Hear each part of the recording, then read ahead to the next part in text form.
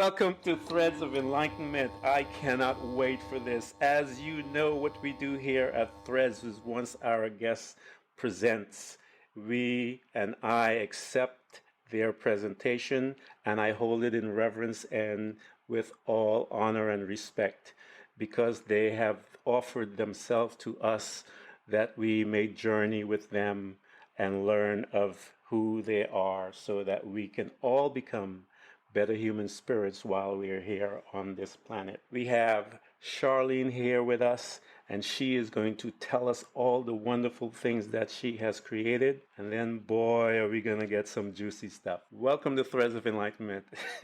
Thank you. I'm so honored and grateful to be here. Finally. I know there's been a little journey behind the back scenes that has brought us to today. So we are excited that we're here. Talk to the people, introduce yourself to them, and let them know what you've got. Holy moly. Well, so I have many names, and Charlene is one of them. My birth name is Jasmine, and my Cherokee name is Blue Swan, and my performance name is Wonky Tonk, and Charlene is the latest separation that I've needed to make to keep everything clear. I like that. I like to put them out there because it helps get them out of my head so I can look at them. Yes. I am from Covington, Kentucky, and I primarily, as we spoke just a little bit earlier in the other ether, creation, music is my vehicle that somehow I've ended in this world driving that one, but the creation is this holding, I call them playgrounds, so holding space through being able to be a conduit in music, a vulnerability to allow others to play and remember how to play, which I feel like this kind of world is something that could understand what that is. The music world has no idea what I'm talking about, so I just have to play music, which I call as my Brita filter, the way I take all of the world and process it. They're my meditations, they're my angels, and just so happen to be the only thing that the general world can also see as a tangible reverence. So I'm creating all the time, whether it be how right now my coffee mug is turned at a particular angle in relationship to the salt lamp, which is, and it will move throughout this conversation because I will move throughout this conversation, but every time intentionally, every time compositionally. And so the short and long of it is music is my vehicle and all I do is create. I call it dancing. The creation is the dancing because if I stop dancing, the wave comes on top of me. But if I continue to dance, I'm always riding the wave.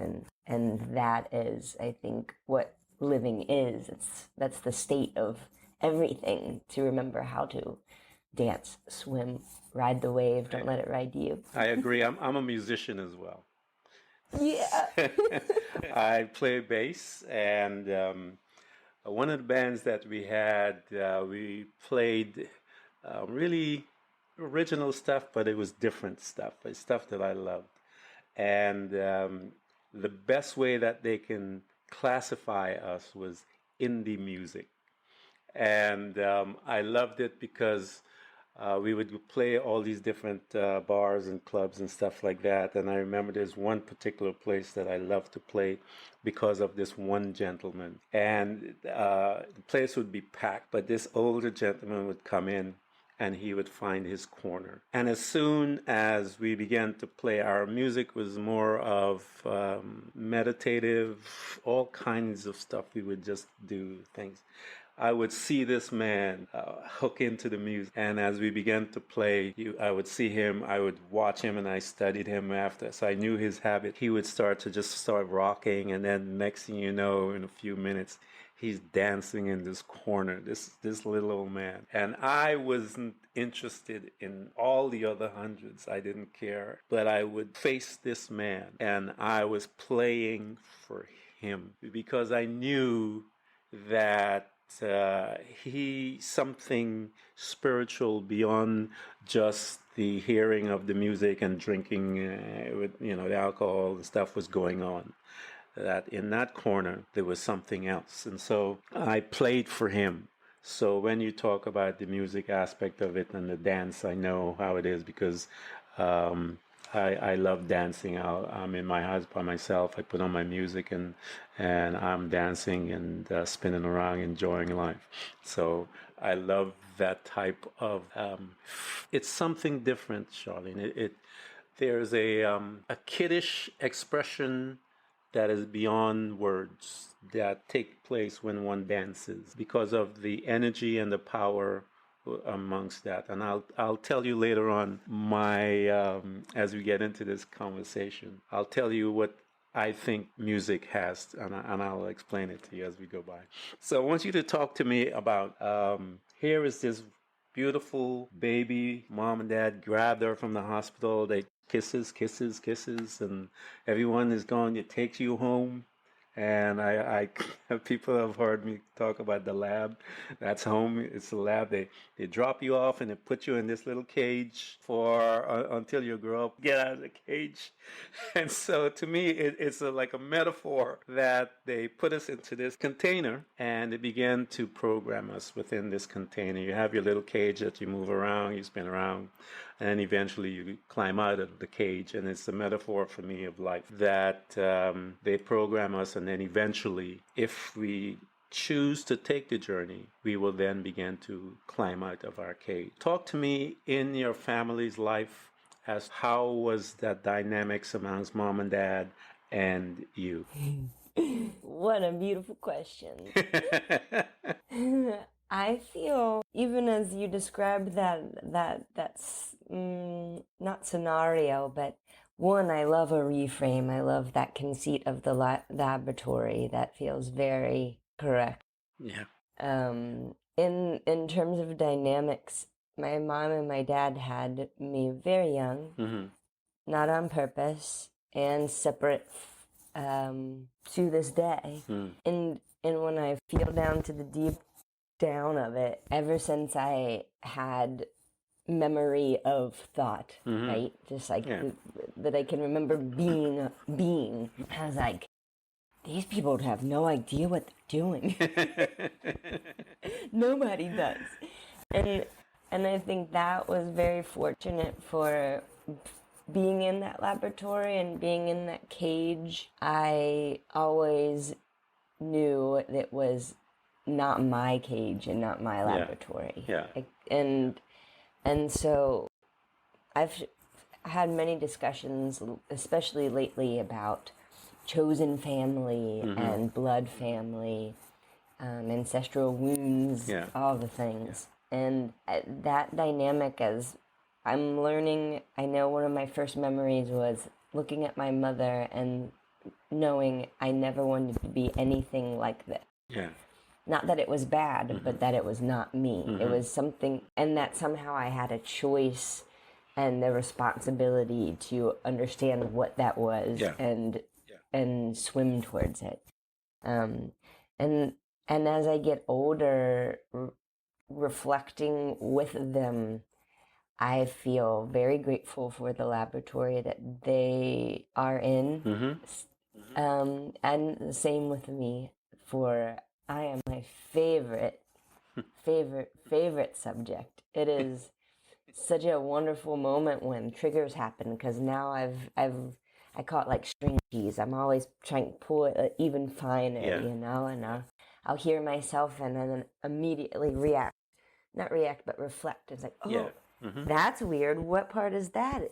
And to begin to look at that, where my mother and my father still, they're approaching being able to understand that is maybe possible for some other people. They're still in their laboratories, and I'm grateful for that, because it is blood and such a close reflection, but then also for me recognizing that my own personal laboratory is that I want to pick them up out of it, but they need to experiment their way through it.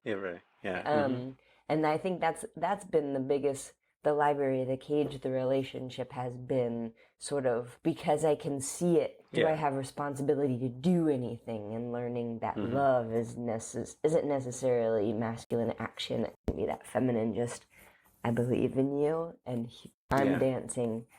I know that's more ethereal than, I don't know, I feel like I could go through poignant little moments, but I feel like the trauma has been more from society and the programming of my family and me, but to be under the constraints and always going, yeah, but says who, and don't we, this isn't all, and how do we create from it, where there are walls, where can we play and find windows and doors, and that's just a continual beautiful source of reflection, and I'm, like I said, I mean, science is my favorite thing, and science being, to me, everything that playground, and so I've got so much to experiment with. I think life is a great, as I mentioned to you, this lab that it is. Life itself is the lab as well. As we began to experiment, as we began to break away from some of the formulas that our parents were accustomed to using, we wanted to experiment with different formulas. And so we began to create different things. I think that society as a whole, the boundary by which they keep us is normality. That is the boundary that holds us from going beyond. You know about that, they talk about that fence, that invisible fence that we put up where animals don't go past and all that stuff. They do that with humans, and they say that invisible fence, in my eyes, is normality. You're not normal. Well, really, what is that? What is your concept of normal? Because you're telling me I can't go beyond certain place, because if I go beyond there, I am not normal. So I think that fence, Charlene, is that the society as usual is that normality. And because most people that are on this journey, one of the ingredients that I see that is common amongst all of them is that they're a little different. And because we are a little different, and it's usually from a young age, we become students of people. It's inquisitiveness that's caused us. We are a little more reserved and in certain areas, but that reservedness is not a form of weakness. It is more of a studious way by which we are taking in information and deciphering information as we identify behaviors and why people behave. So talk to me about the fact that, because I know how music, so at what point did you start to gravitate to the energy of music as an individual? Gorgeous question. What's interesting is, though I've been a musician as my life for over 20 years, and I've only just now, as I lovingly joke until I find the correct words, I've only just in the last year and a half, 2 years, accepted music as my savior. That's what I say. Yeah.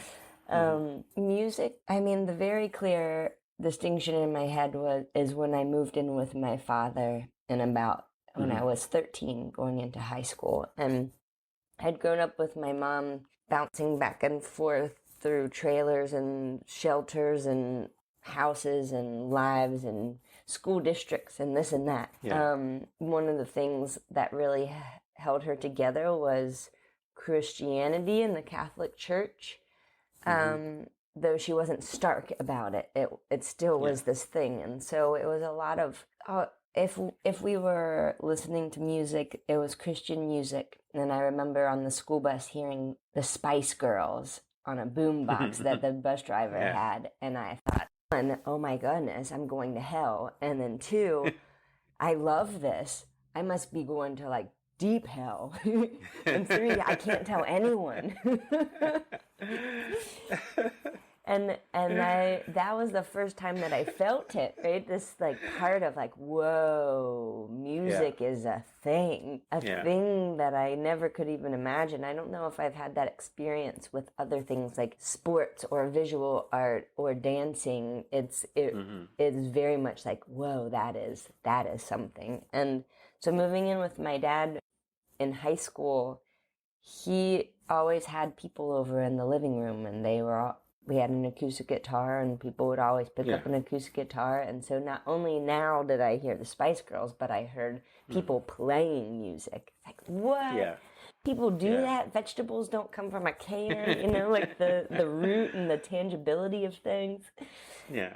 And I think from there, it just was, I had grown up very much alone and, different, very, very, very, very different. And music was the force and energy that held me, laying on the floor in the middle of doing homework or taking breaks or any kind of emotional feeling. It was just music constantly. I used to measure time by records, I didn't know if it was 2 hours, but it was 3 CDs,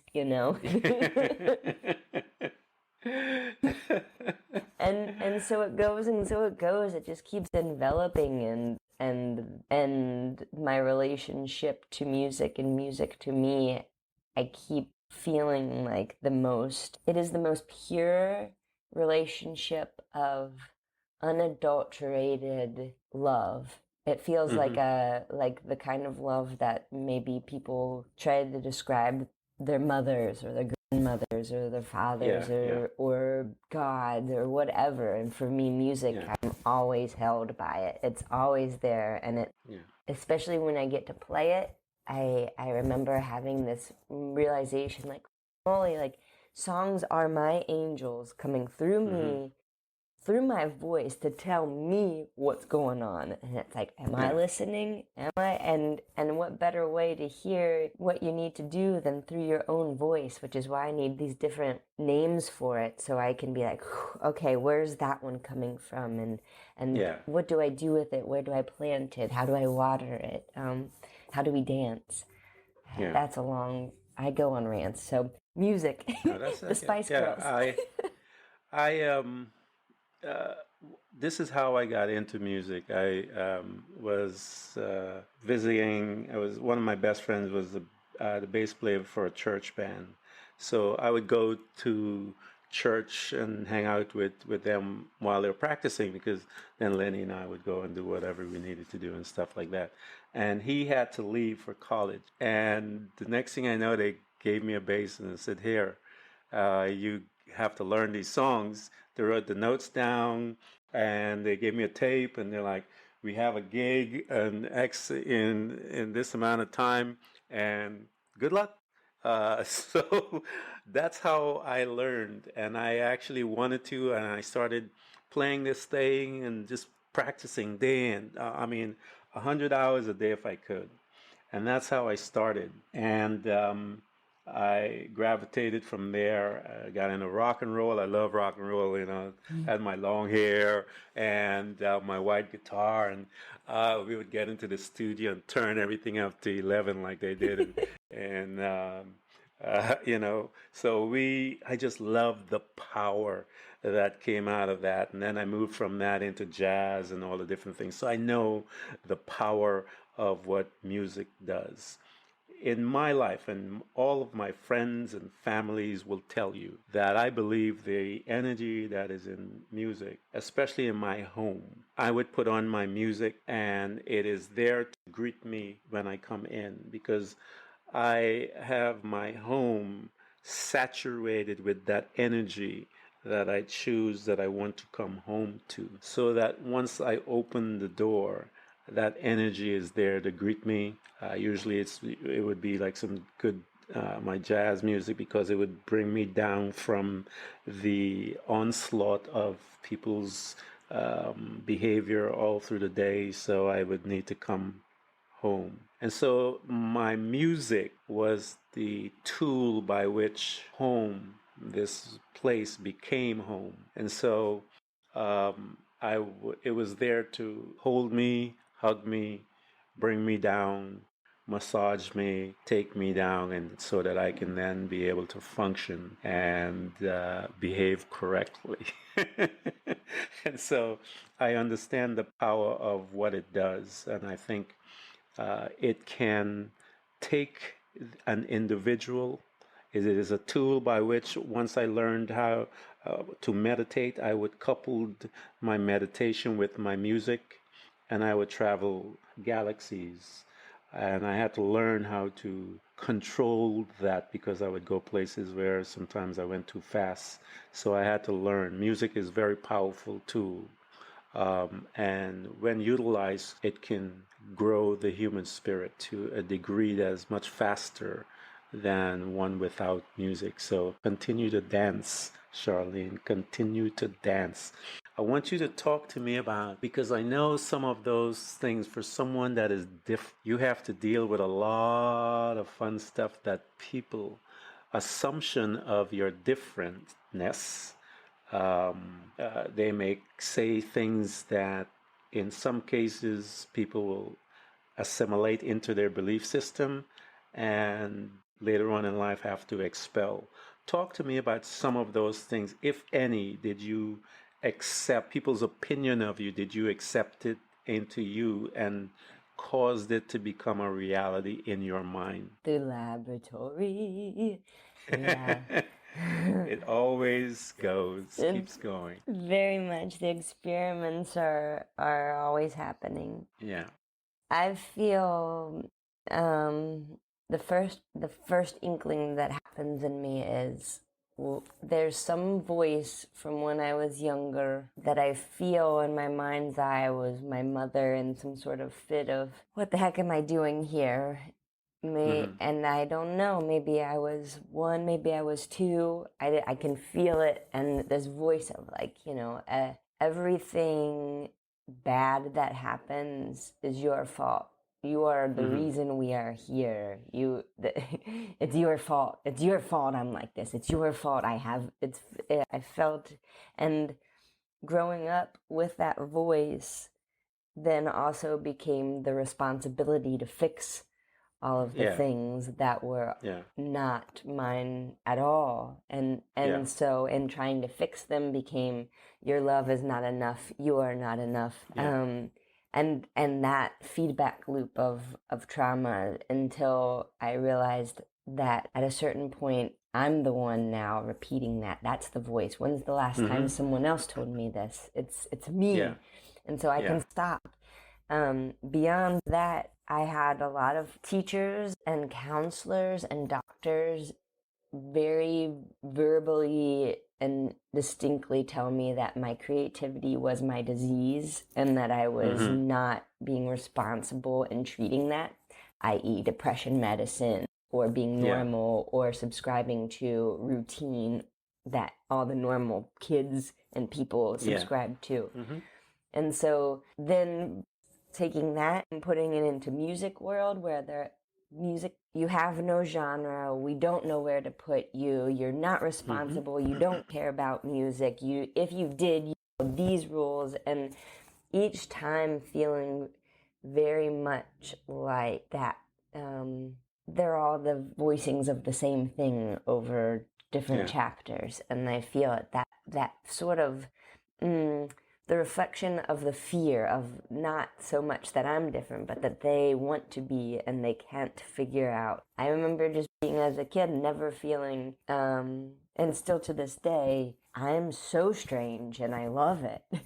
And it's kind of my litmus test of if people react to me in a way that I've been able to now, when they're trying to put me into boxes or creating some sort of criteria to which I'll never fit, I hear them, not me.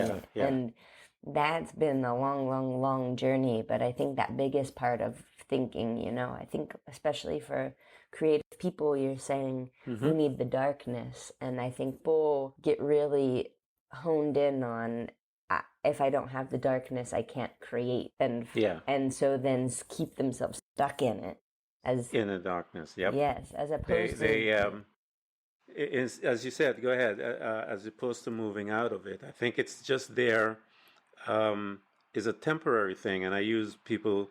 My background, as people hear me say, that I came out of Christianity. God didn't stay in the darkness. He created this beautiful thing, and then after he created it, he went on vacation. He was like, "Yeah, this is beautiful stuff," and he just chilled. It actually said he took a day off and he just chilled out, and who knows, he went to the beach and whatever else, and just had a break. And it is not for us to stay in the darkness. I mean, the darkness is simply there to help us create, and we move forward. But we don't stuck in it. You get stuck in it. I love what you had said about the fact, and this is what I say to you: that terminology, normal, to me.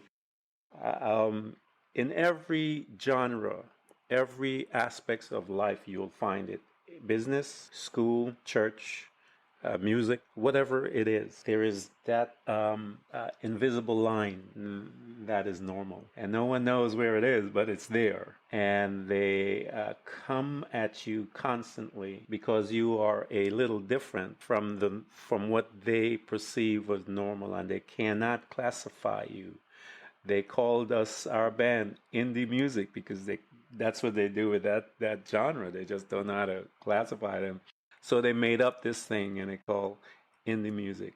What is indie music? Who knows? But they just created this thing and stuck everyone in there that they can't understand. And so it is just the way how society behave and how the collective in the programming field that comes to us. It is our responsibility to recognize it. And once we are awake to the fact that this is a program, and you now are recognizing the programmers as they began to speak, you look at them and go, "Oh, that's you, not me."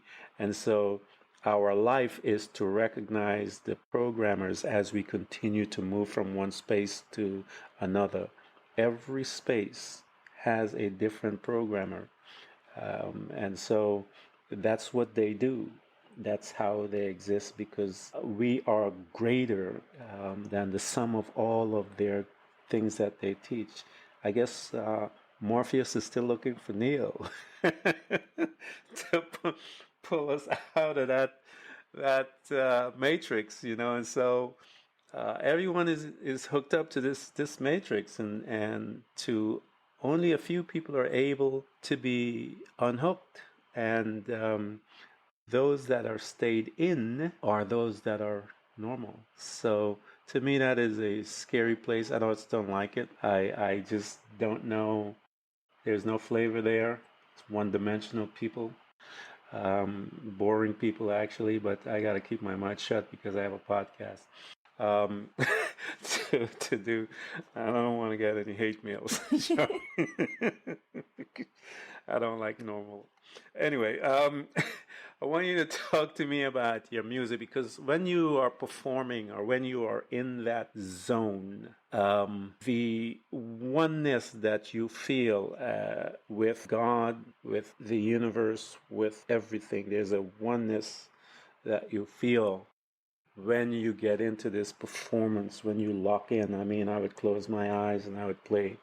I believe that everyone is in some form of voyeurism, especially when you are performing. And so I never played for anyone. I played for me. I would hug my bass. My head would be on the thing, and I'm like just playing, and I'd be gone. And I know that place. Talk to me about that oneness, as to how do you function, how do you accept yourself within that space, and explain to the people a little from your side what it means to be there. It's so beautiful that you are also a musician to speak in this particular language, that I feel even people who play music aren't necessarily musicians. I kind of make the distinction a musician versus an artist, and I feel like we're artists, and musicianship is more of the business normality function of it, the container for it. In music world, I know that you know how people, especially in sports, you watch playback so you can learn what happened in the moment. I don't, on the very few occasions that I've watched or listened to live performances that someone has captured, I know it's a great show when I have complete amnesia about, I'm like, I said what? Yeah. I didn't even know I played that song. What is this? Yeah. Because you're just in flow. Yeah. Not thinking, not just allowing. And I think that part for me has been the journey of music and performing, is realizing one, when you're attempting to open yourself up, one of my friends called them bus drivers. So many things are speaking within you to shut you down, to create pressure on that space you're creating within yourself for the flow. And so at first it became a meditation of keeping those, being able to functionally move those to the back where they're still screaming, but they're not in the front of the mix. And to keep finding music, keep finding it, finding your center, keep holding on, but not grasping, and allowing yourself to just get back there. And now it's sort of just this, I remember the freedom that happened when I realized that I remember even saying on the microphone, I don't care about you guys. I know it doesn't, and that's not how it sounds, but I realized this is for me, and to play music for me, it's my meditation, and you get to witness. And the more I find when I'm alone, I can do that instantaneously and drop in. When I'm around all the other energies, that's my new dance, my new creative laboratory, is to figure out how to allow those energies to be at bay or lower in the mix, so I can do that more authentically, bigger, bolder, freer.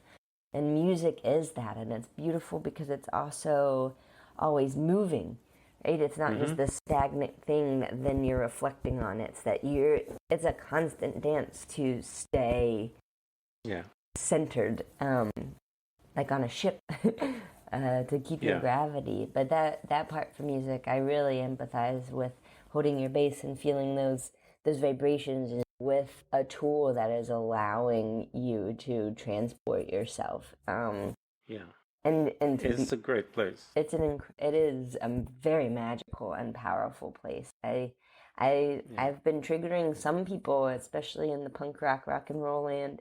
I found a grand majority of the incredible musicians I've met and created with have all come from playing music for the church, going through different sorts of losing their faith, finding new faith, and the zeal that comes. It's like you're born singing to God, but someone else's God, and then to have the boldness to allow yourself to realize that this is something beyond words and guidelines. Creates so much soul, and what a sight to witness. Music allowing that for anyone to let go if wanting. Or bold absolutely. enough.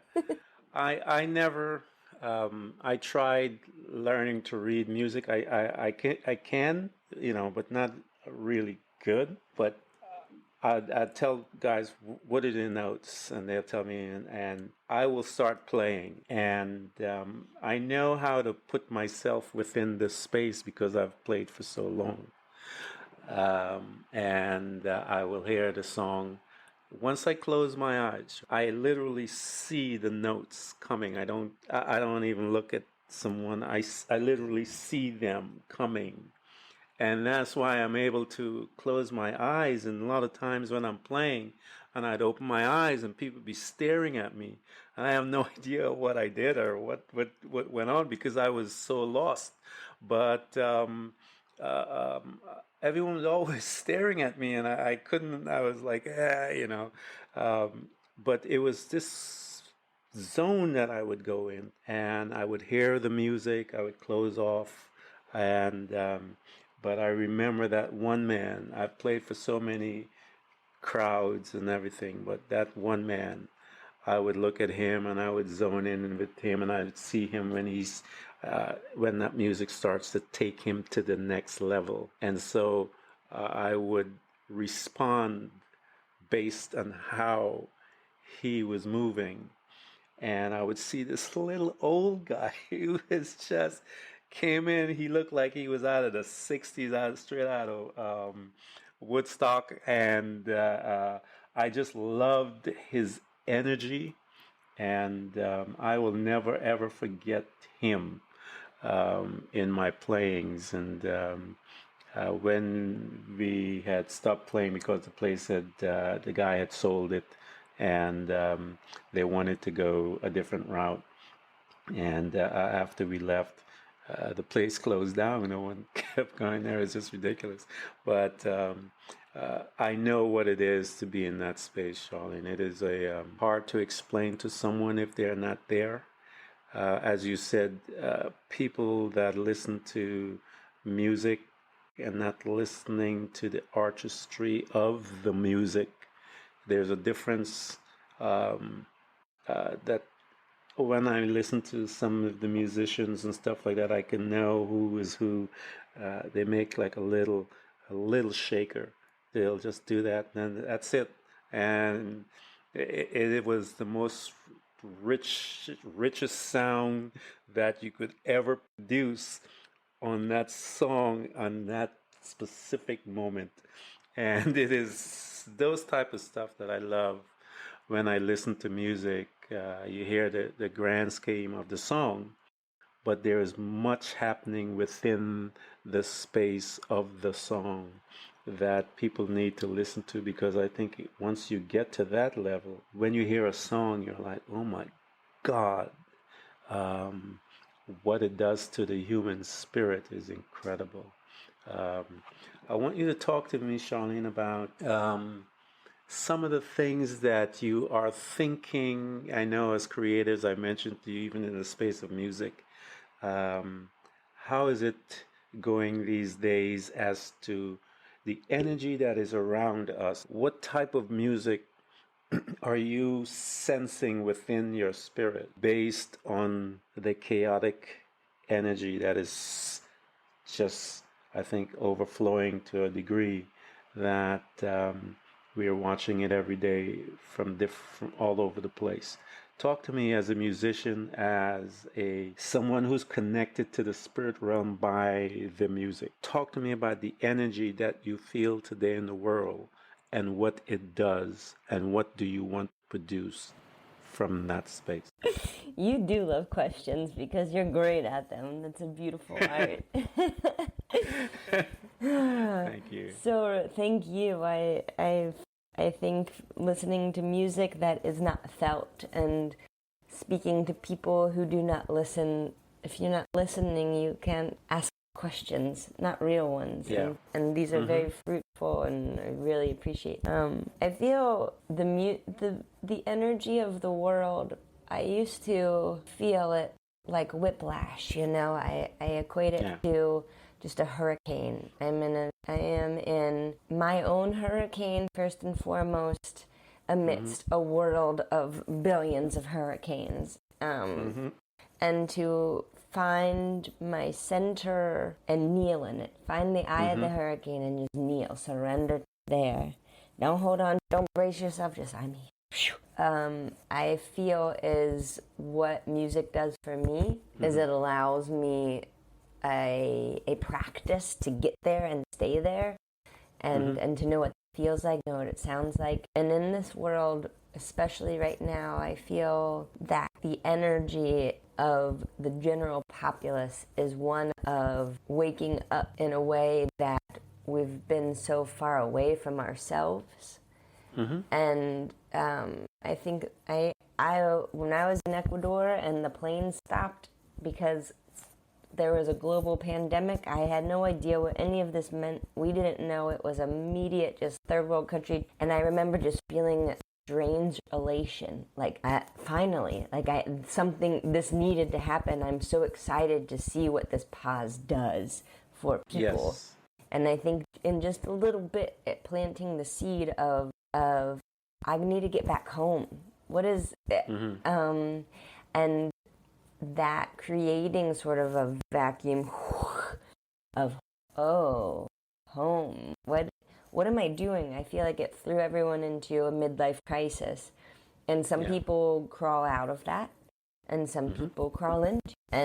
And right now I feel folks really needing, thirsty for a leader in terms of, as human beings, we really are somehow programmed to need permission. We need permission to love. We need permission to play. We need permission, especially as grown-ups. It's like, wait, so I'm allowed to dance like this? I'm allowed to close my eyes and just play like this? They're all looking at me. Do I need permission? And that man in the corner gave you permission. And those little elements. And for me, musically, I don't see note, I don't hear note, I don't read music, but I feel it in my body. And then when I feel it, it's like it's programmed in there, and I know, and I can get back there immediately. But someone asked me about no, I have no idea. And also the same way with genre or type or energetic attempts at something. Sometimes I like to, when I'm really angry about things, like I wrote a song about Applebee's and just corporations in general, and those things that are very mind there's sort of an energy that you want to capture, but aside from that, the energy of, as I feel the energy of the world, and music as my meditation, it's just this like giving myself permission and sharing that to give other people permission. And that's the energy I feel from the world, is everyone needing kind of a mother and a father within themselves to come out and go, okay, I've always wanted to do this. Is that okay? Who do we look to as grown-ups? It's like God, politicians. Is that okay? And it's like, what about you? How do you feel? What is that? Where is that? And musically, that's always what's swirling within me, and it's such a beautiful experiment in my laboratory to be able to hear what that sounds like once I come back in. Yeah, I think you're one of the few that I heard look at the onset of the pandemic as a good thing, and I'll tell you why. Because I believe, of all the things, that here was a disease that came and hit at the heart of human, the ability to connect. What did that force us to do? It kind of forced you to look within yourself. You had to stay home. You got to start. You can only look at so much TV before you start losing your mind, because we don't understand the purpose of TV. I had a friend of mine, he said, the reason why we abuse the drugs is because we don't understand the purpose of the drug. And that was a powerful thing. And so we have these, it came and it forced us to look inside. And we began to look at, it gave us a pause, as you said. What is important to me? Why am I working at this job? And we began to question everything that was around us. We now began to turn to the corporations and start looking at it. No, I want more. And we're making demands that they're now saying, oh, we'll pay you that money that you're asking. Why didn't you pay me before? Because they were greedy. They could have paid you a long time ago. And so the change now turned into an inward change. Then the corporations are now looking at themselves going, wait a minute, we need to do a different change because our employees. And I believe now what we're looking at, Charlene, is the world have an opportunity. We're looking, I believe that shift is happening. The politicians are looking at it. Now the world as countries are looking and needing to make change. I don't know where it's going to go. I don't know what it's going to look like when it's all shaken out, but I know this is going to be something else. We don't know. It's birth for a child is born. Birth is messy. I was there when my kids were. It was a mess. But I remember when that nurse cleaned up that mess and gave that mess into my hand, I was a different person. And so birth is a painful thing. It is messy, but you got some beautiful kids out of it. So we don't know what it's going to look like. I don't know what the next phase of our experiment that is happening within the world, but I encourage everyone to live in a state of expectancy. Challenge what is normal. Normal is I believe in every arena, it is that invisible line that we need to ask the question. As you said, give yourself permission to dance. Why not? I dance. I remember driving one night. I was just driving in Manhattan, and I just stopped my car. I was listening to this music. I stopped my car and pulled over on the sidewalk, opened my door, and I grabbed this lady and I started dancing in the middle of the sidewalk on the street. And she's looking at me. She's like, what are you doing? I'm like, let's dance. We are alive.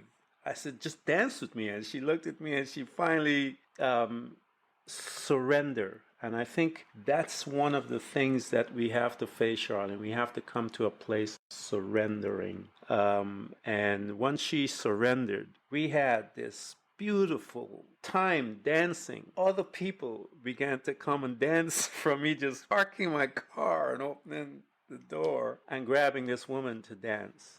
We had a whole ton of people started dancing from just something silly like that because I just wanted to dance. And but sometimes you just have to surrender. I surrendered to it. I wanted it to dance, and once she surrendered, she and I danced. Everyone looked and they started surrendering, and we created this crazy thing. And then this guy jumped in his car and took off.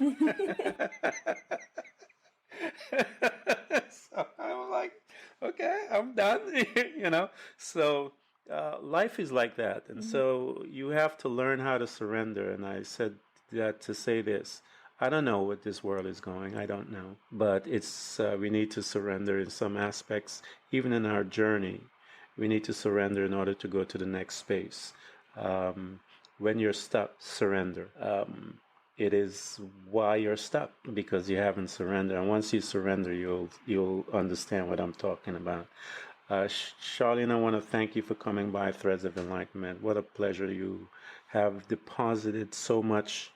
I haven't talked about music in this fashion in such a long time.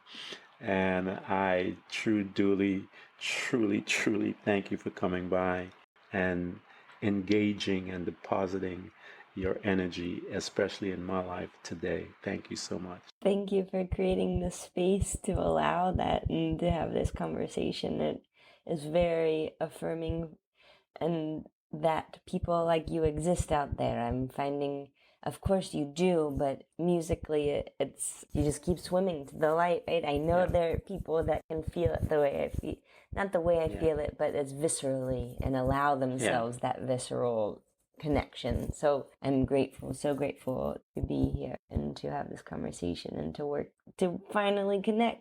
Thank you. Yes, thank you. Everyone who's listening to this podcast, we hope to continually help you to learn how to embrace moments of darkness, because it is in the darkness that we learn how to develop and use our abilities to truly see those parts of ourselves often invisible to us in the light. It becomes your responsibility to navigate through all of your trials to find out who you truly are and begin your journey to loving yourself, which is possibly one of the most difficult things you will ever do in your life. To love yourself and to find the real you, but always remember to enjoy the journey. Thank you for coming by. Please subscribe, and if you can support us financially, we deeply appreciate it.